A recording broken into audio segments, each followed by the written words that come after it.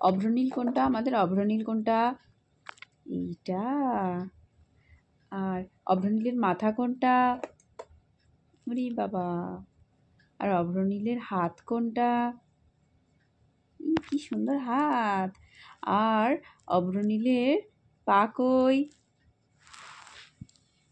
ওরে বাবা, কি সুন্দর পা অভ্রনীলের! আর অভ্রনীলের নাক কোনটা? নাক, নাক, নাক, নোজ, এইটা নাক, এই তো এইটা।